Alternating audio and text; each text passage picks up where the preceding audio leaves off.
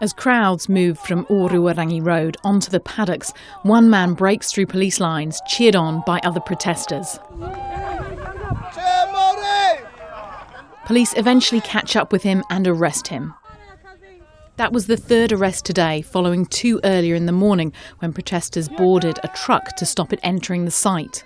A spokesperson for the protest group Soul, Pania Newton, who'd been at the cordon all night, says the police treatment of two women was inhumane. They wrangled them, they pulled their hair, they pulled their arms. One of the females was stuck underneath the police truck.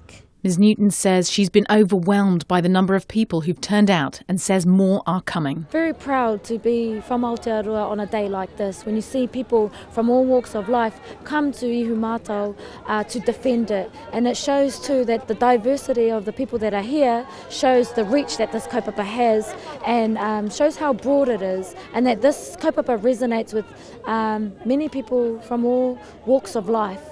She says the fight is going to be the fight of her generation. I see across the landscape of Aotearoa at the moment, people are looking for the next revolution or the next thing to be part of, especially when we have conversations around constitutional transformation.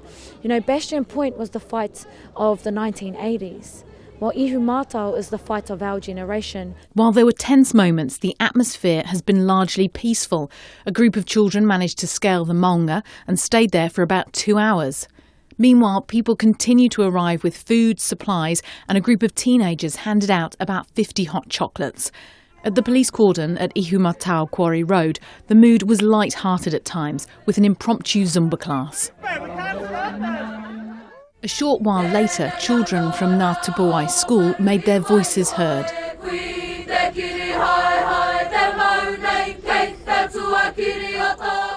Their te reo teacher, Te Kepa Sterling, says it was important for them to be there. I was telling them the land is your land.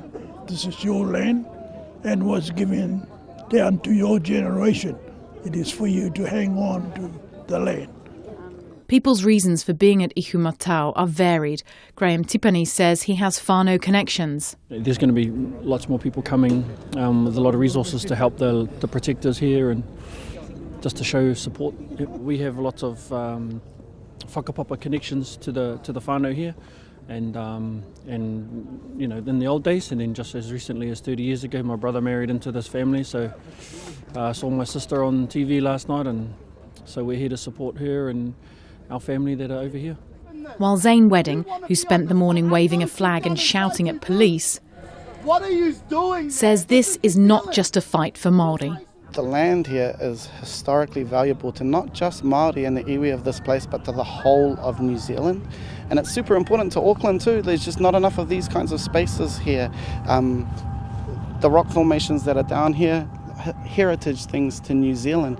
So there is this Maori element to this, and I totally understand this, but this is a New Zealand cause. We cannot be letting history repeat itself over and over. This is so similar to Bastion Point. I can't understand why there are so many police officers here right now standing against children and just good people. Fletcher Building says it respects the people's right to protest.